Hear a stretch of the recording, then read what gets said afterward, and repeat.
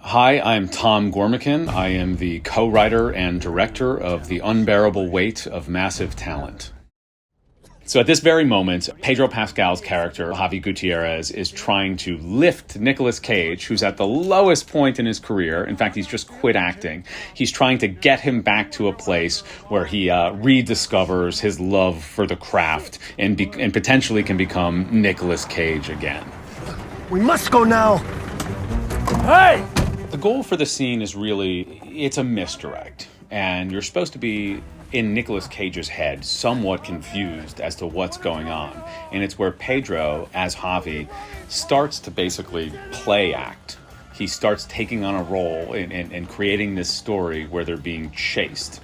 And the idea is that, we're going to get Nick back to a place where he may start acting with Pedro's character. The general forbade me to see his daughter Matilda. But we defied his orders. And now, he wants to end my life! Can't you see him?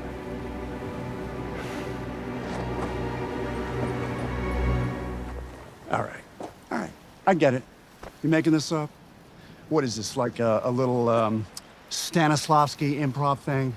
Well, you can stop. Stanislavski, is he part of the resistance? Stop!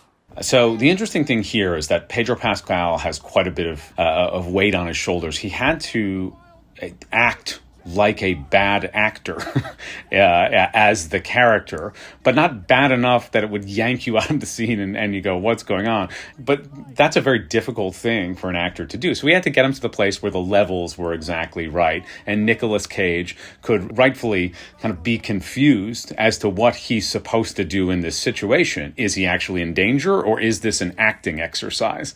And once he gets to the point where it's an acting exercise, Nick had to just play pure frustration, right? The idea that he's in this situation with this guy he doesn't want to be in, who's asking him to do the one thing he's just given up. And Matilda, she is waiting down the coast. We have to go now! We have to jump! And Nick decides in one moment, enough. The only way to stop this guy is to start acting.